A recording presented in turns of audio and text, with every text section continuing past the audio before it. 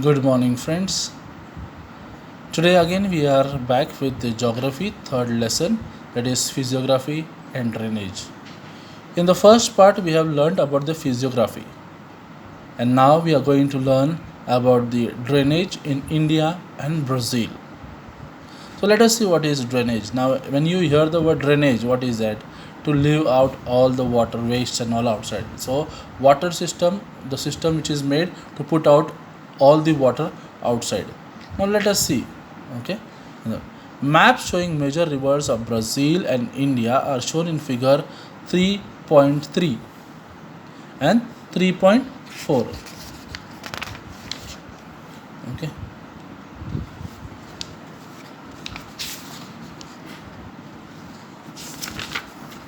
Yes, sir. 3.2.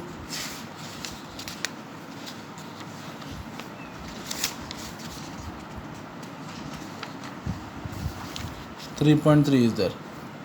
Okay. 3.3, figure 3.3, and figure 3.4, Brazil drainage. Okay, this is the Brazil drainage 3.4.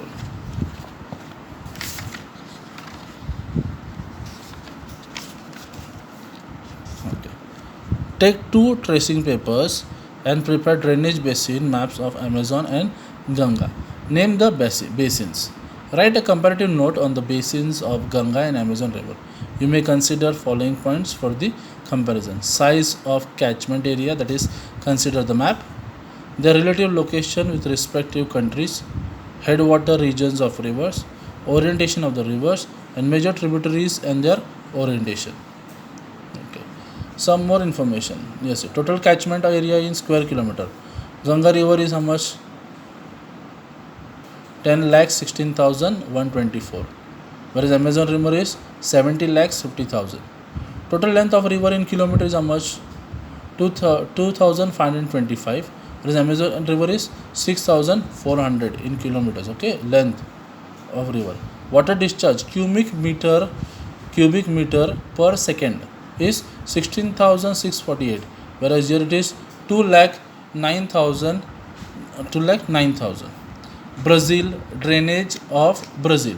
As far as the drainage in Brazil is concerned, there are three major river basins: Amazon Basin, Paraguay Parana system in the southwest, São Francisco in the eastern part of highland, and other rivers at the coast. Amazon basins. Amazon collects its headwaters from the eastern slopes of Andes Mountains in Peru. Amazon river receives huge discharge. This is about 2 lakh meters 3 seconds. Okay. As a result, Amazon washes off the load supplied to it from the catchment. Means it clears off everything because of the force of water. Okay, the huge discharge is there, so it clears away everything which comes on its way. Consequently, sediments are not deposited even at the mouth. Deposited not at the mouth, it is just washed away everything. A dense network of distributaries, which is a characteristic feature of river mouth areas, is by and large absent in the mouth region of Amazon. Instead, we find a series of islands developed along the mouth of Amazon beyond the coastline into the Atlantic Ocean. It will be interesting to note that at the mouth, the width of Amazon channel is 150 kilometers. Take into consideration a place which is 150 kilometers away from your home. You will get an idea of the width. That much width is there of that Amazon river, Amazon channel. Most of the course of the Amazon river is suitable for navigation. Here you can see Paraguay Parana system. These two rivers are located in the southwest part of Brazil. Okay, you see Parana, Paraguay. Okay, Parana, Paraguay. Catchment of the river Plata in Argentina. These two rivers are, and river Uruguay is here, in extreme south of the highlands, collect their headwaters from the southern portion of the highlands. Okay, it collects from the southern portion. San Francisco. Now, when you speak about San Francisco, what it says, it is the third important river of Brazil. After Paraguay, Parana, there is San Francisco River. Okay, that is, it is the third important river of Brazil. The entire basin of this river is within Brazil. Okay, within Brazil. It occupies the eastern portion of the highlands. You can see the eastern portion of the highlands. Yes. The river flows towards the north for a distance of about 1000 kilometers over the plateau and then takes a sharp eastward turn to enter the coastal strip along the Atlantic Ocean. It moves into the Atlantic Ocean. It takes a sharp turn. You can see the sharp turn into the Atlantic Ocean. Okay, eastward turn to enter the coastal strip along the Atlantic Ocean. The river is navigable for a distance of about 250 kilometers in its downstream reaches. You can see 250 kilometers it is in the downstream reaches. Coastal rivers, now which is at the coast. Okay, Brazil has a number of short coastal rivers. The coastal area being densely populated, this river attains significance. River Paraniba. River Paraniba is where? Let us see. Where is River Paraniba? Yes, see. River Paraniba. Okay, in the coast. Paraniba. And River Itapecuru. Itapecuru. Yes, see. Itapecuru is also over here. River Itapecuru. Okay. Flowing northwards meet the North Atlantic Ocean. It moves northward, meeting the North Atlantic Ocean. The rivers that enter South Atlantic Ocean, now which mixed here, South Atlantic Ocean, collect their headwaters along the escarpment. Rivers Pura Gaucha. Okay, Gaucho. Pura Gaucho. Let us see where is Pura Gaucho.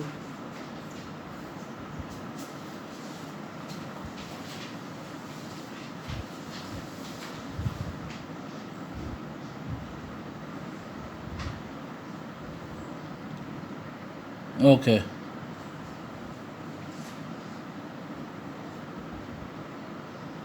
Actually, Pusgaucho it is. Okay.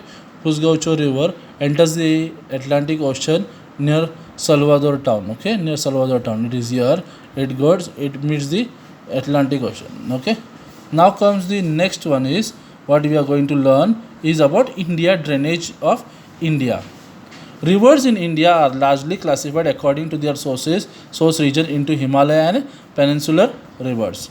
Himalayan drainage. Okay, drainage of India you can see 3.5. Himalayan drainage. Most of the major rivers in the Himalayas originate from various glaciers.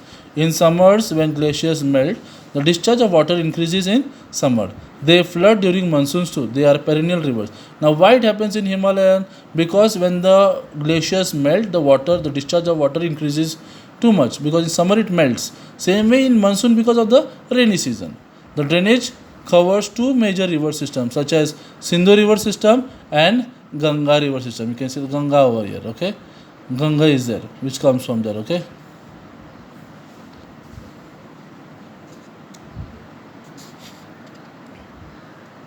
Ganga and the Sindhu. The drainage cover, okay, which you have seen, river system and Ganga river system. Sindhu and its tributaries, that is Jhelum, Chenab, Ravi and Satluj, drain the western Himalayas. That is, they flow through the state of Jammu and Kashmir. They flow almost parallel to each other. A major tributary of river Sindhu, the Satluj, originates near Mansarovar and flows westwards. Punjab plains have formed from the depositional work of this river and its tributaries. Sindhu flows through Pakistan and then meets the Arabian Sea. The river Ganga originates from the Gangotri glacier and crosses the Himalayas to become an east-flowing river. Many tributaries of the Ganga also flow in a similar manner. Yamuna originates at Yamunotri, is a major tributary of Ganga. Another major tributary of the Ganga flows through the northern part of the Greater Himalayas, crosses the Himalayas to enter India. When it flows through the Himalayas, it is called Sangpo. When it crosses the Himalayas, it is called Dihang. And its eastward flow thereafter is called as Brahmaputra. You see how it is, okay? Sangpo, then Dihang, and then Brahmaputra. From time to time, Ganga meets its tributaries. Hence, its discharge increases Ganga receives Brahmaputra as its tributary in its lower reaches Bangladesh. The huge volume of water and huge deposition has led to the formation of a large delta. Besides this, Himalayan rivers, Ganga receives a number of tributaries from peninsula like Chambal, Ken, Betava, Shan, Damodar, etc. Now, peninsular rivers. The peninsular river system can further be divided into east flowing meeting the Bay of Bengal and west flowing meeting the Arabian Sea. The western Ghats form a major water divide in the peninsula. The peninsular rivers, being rain fed rivers, seldom face the problem of floods. They are seasonal in nature. Seasonal means only during the season. That is why it is not flooded. The west flowing rivers occupying the area between the western Ghats and the Arabian coastline are short in length but swift. This condition of short and swift river system exists in the states of Kerala, Karnataka, Maharashtra, and southern Gujarat. Further northwards, one comes across the river system flowing into the Gulf of Khambat. These river systems are Tapi, Narmada, Mahi, and Sabarmati. Tapi and Narmada flow slowly through Rift Valley. Mahi River flows from northeast to southwest direction, whereas River Sabarmati, collecting its headwaters from the southern slopes of Aravalli ranges, flows in somewhat north-south direction. Another noteworthy river forming the catchment of Arabian Sea is River Luni. It originates along the western slopes of Aravalli Range and flows in somewhat northwest to southwest direction and flows into Gulf of Kutch. Rivers meeting the Bay of Bengal. Most of the area of the peninsula is drained by the rivers flowing towards Bay of Bengal. The important river system of this group are Mahanadi, Godavari, Krishna, and Kaveri. Mahanadi basin occupies the northeastern part of peninsula. Godavari, Krishna, and Kaveri originates in the eastern slopes of the western Ghats. River Godavari is the second largest river system of India in terms of the catchment area, means in its area wise. To the south of Godavari is located the basin of River Krishna. Its major tributaries are Bhima and Tungabhadra. River Kaveri basin flows through the states of Karnataka and Tamil Nadu. It is one of the major rivers of peninsula. It is a river that has been harnessed for irrigation since a long time. Okay, this is about the drainage system of India and Brazil. Now for your homework, I would tell you, just go through the map and find out the rivers in Brazil and in India as you read the whole lesson. Which side, where the Paraguay river is there, where the Gangotri is there, Yamunotri is there, where is Sutlej river. All these rivers you'll find out and you'll come to know where it moves, on which direction it moves. For your homework, you will do that. Okay, Arabian Sea is here, Bay of Bengal is here. Okay, try to find out everything properly and complete your work. Thank you.